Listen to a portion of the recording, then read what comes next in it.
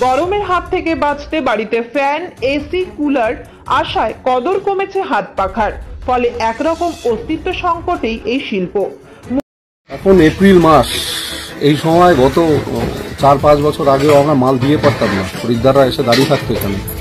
কিন্তু এই 4-5 বছর ধরে এমন হয়েছে মালের সেরকম চাহিদা নেই এখন পর্যন্ত। এবছর গরম বাড়লেই বাড়বে চাহিদা, হবে বিক্রি। তাই নিজেরা গরম সহ্য করে অপরের শরীরকে ঠান্ডা রাখতে তৈরি করে চলেছেন হাত পাখা।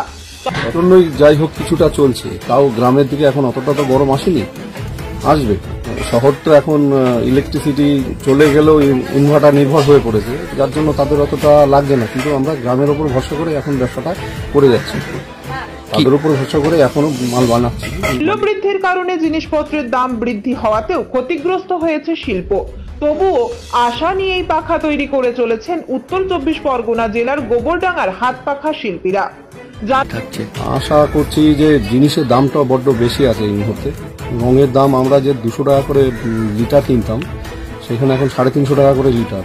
আমরা যে প্লাস্টিক নিয়ে আসি, এই যে পাখাটা রয়েছে, এটা আপনার যে মেটাল দিয়ে, মানে মেটাল তো না, এটা প্লাস্টিক, ফাইবার প্লাস্টিক, এটা যে জিনিস দিয়ে তৈরি হয় তার দামটা এখন বেশি আছে, যার জন্য একটু সমস্যা হচ্ছে।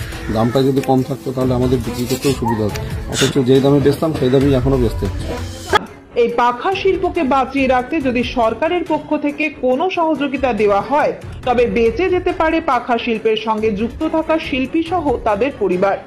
না যায় একজন পাখা শিল্পী দিনে প্রায় 5 থেকে 7 হাজার পাখা প্রস্তুত করতে পারেন, আর মজুরি নির্ধারিত হয় কাজের পরিমাণের ওপর।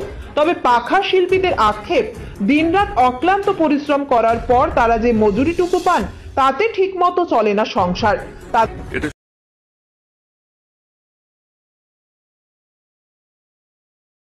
গতদিনে এই হাত পাখার চাহিদা এতটাই ছিল যে জেলা ছাড়িয়ে ভিন রাজ্য তথা বিহার, উড়িষ্যাতেও পৌঁছে যেত এই পাখা।